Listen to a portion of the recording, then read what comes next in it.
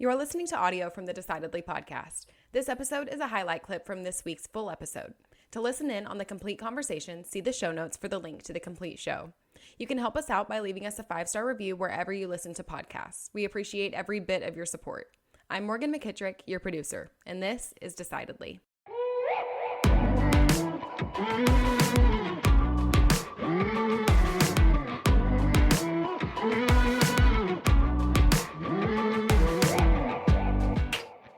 Therapist told me once, the way that other people make us feel is the way that they're feeling, right? So when people are acting out and telling us to screw off and go away, or making us feel jealous or whatever, making us feel worthless, it's like that's what they're feeling. Projection. And that's interesting, that's how you were feeling, whether it was, I don't want to put words to your own emotions, but no, not at all. No, that is. Yeah, no, absolutely. Yeah, it was a total projection. As I don't know if you caught, and I said it, just kind of the anger was, I wasn't angry at all these people, and I was really cutting off people left, right, and center for the most silliest of things.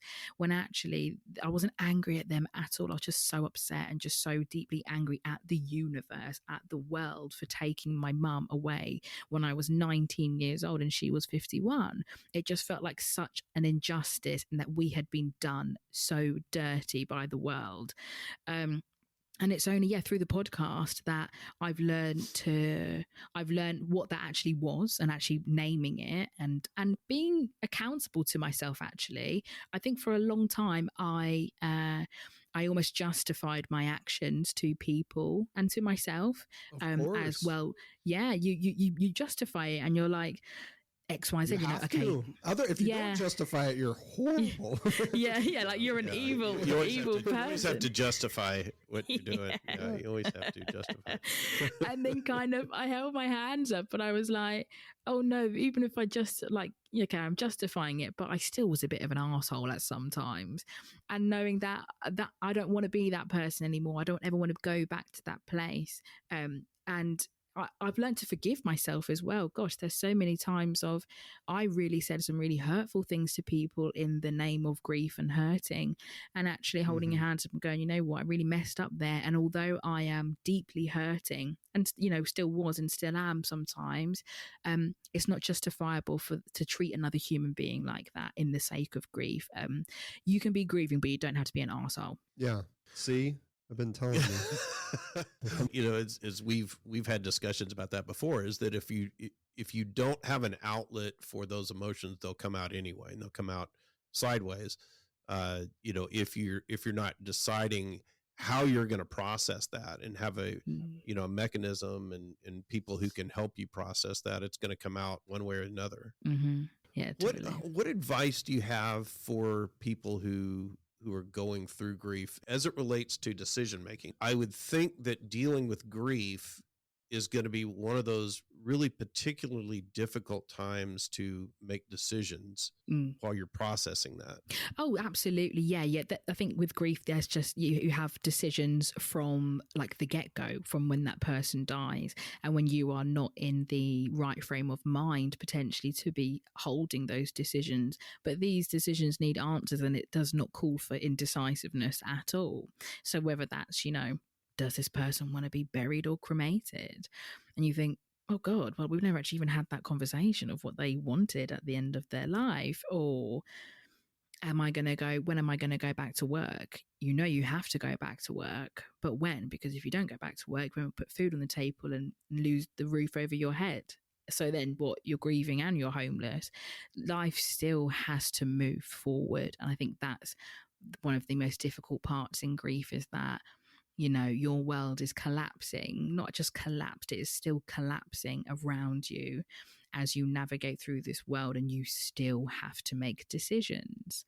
But I think one of the biggest decisions, especially in context of today, of probably one of the biggest decisions I maybe had to make was, especially with the podcast and starting it, was I could either have acknowledge that summer of 2019 when my mental health and my grief really took me for a ride, and kind of I could have laid back and let it go. Do you know what? Take me. This is me now. I'm just going to live in this despair and this depression and just this hole of grief. Or I can find a way to honor my mum, because like I said, she's one of my favorite people to talk about. And I can continue her legacy and just to continue honoring her and remembering her in a way. And I don't have to stay stuck. You can feel so stuck and kind of, I don't have to, I've seen it happen with people in my family and other people of, it's a very slippy slope in grief. You can either go and turn this devastating thing that's happened in your life and make a beautiful life out of yours. And you know, most people, you know, you go through a loss and you think, you know what, tomorrow's not promised. Let me go for that job opportunity. Let me go on that holiday. Let me eat that bloody slice of cake. And some people live, you know, take life by the balls. And some people go the other way and they get eaten up by the bitterness of the injustice of what has happened to them. And this is not me saying to them, like, you know, sack that off and grab life by the balls, because I know how easy it is to slip into that of going, well, actually, I'm not looking at it as I don't want to sit here and say looking at it as a glass half full, because there's nothing glass half full about someone dying in your life, but looking at it and going, I don't want to live like this forever. I don't want to live with this grief being this really horrible thing in my life. There's more to this grief than just mourning and despair. There is laughter, there is joy, there is dark humor, there are revelations in grief. Like, my grief has shaped my relationships with people and the way I navigate through my career tremendously. It's given me a little bit of a glass half full kind of aspect, because you don't know when the glass is going to tip over unless you've done. What's the worst that can happen? I kind of think of life now. What is the worst that can happen when the worst has already happened to you in a way? And whether that's toxic or good, I don't know. But I think there is a real big decision of, do I stay stuck in this despair, or do I try to move forward? Not on, because you'll never move on. And there's a very big distinction between moving forward and on from grief. But how do I learn to move forward? Describe that difference. So the difference between moving on and moving forward to me is when we're very much told of, you know, I see it all the time in news and media, whenever there's, you know, a public death or whatever it means, you know, moving on. And I think it stems so far back into just how societally we have treated death and dying, of it is something you experience.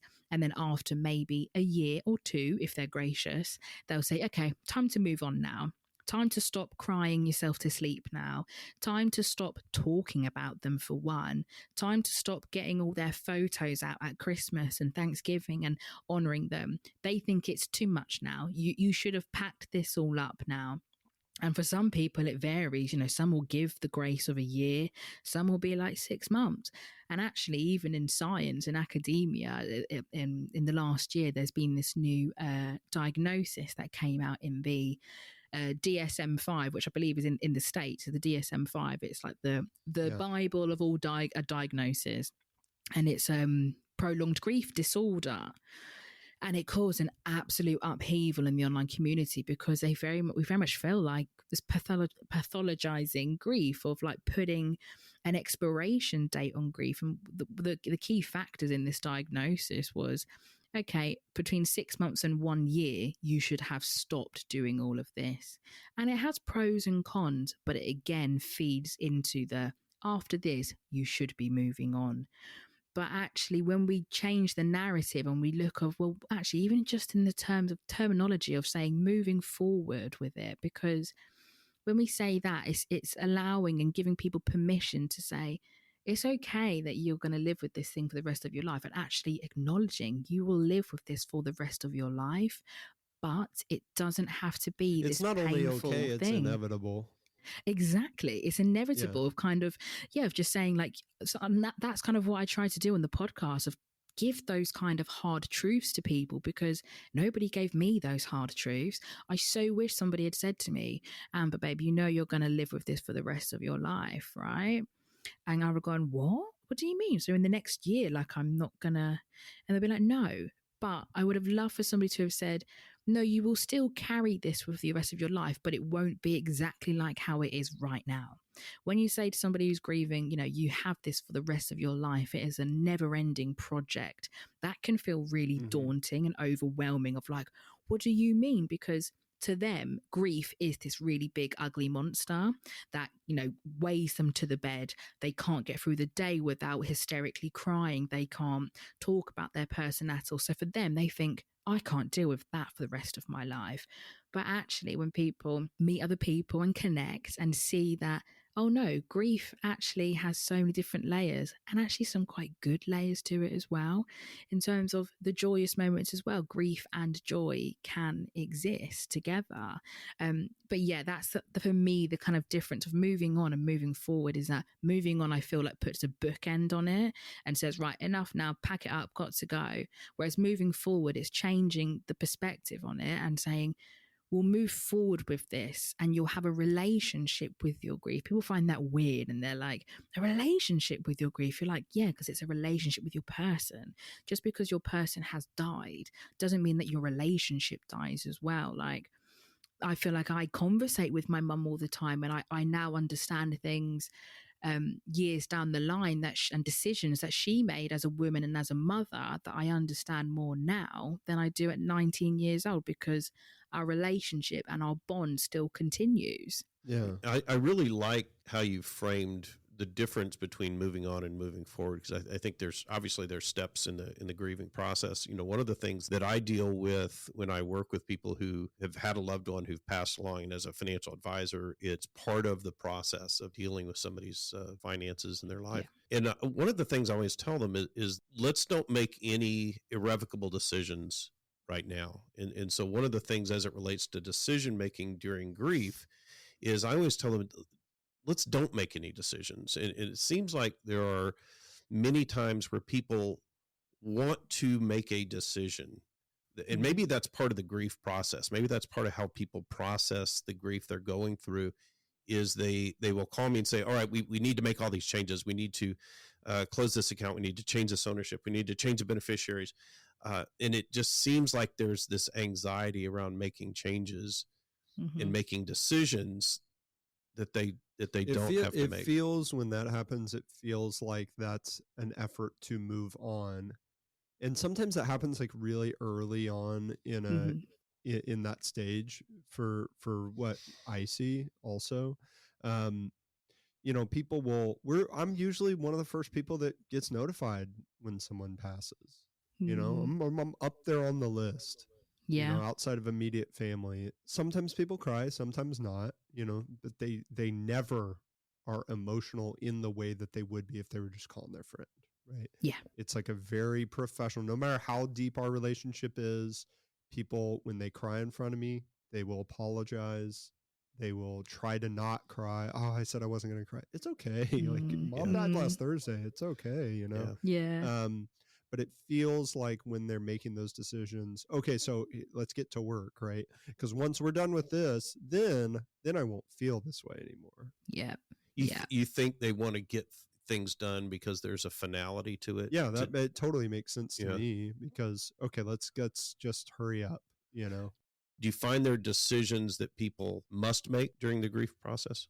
Yeah, so even to touch on of kind of what you were just saying there about, getting your ducks in a row after somebody has died, of I can very much relate to that, of when our mum died, my brother very much took on that role of, okay, what do we need to do logistically? What accounts do we need to close? What accounts do we need to clear?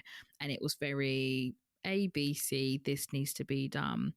And for some people, for them to survive, what they need to do is just be doing something.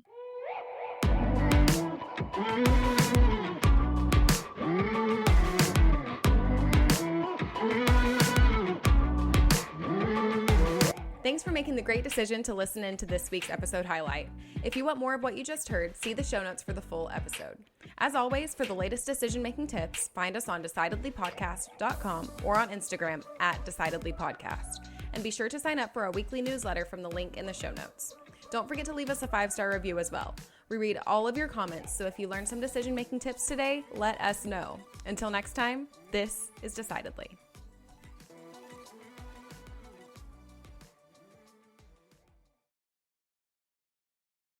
Insights, advice, and comments provided by Sean Smith, Sanger Smith, and speakers identified as part of the Decidedly podcast should not be considered recommendations. Speakers not identified as members of Decidedly are expressing their opinion, and their statements should not be construed as reflecting the views of the Decidedly team.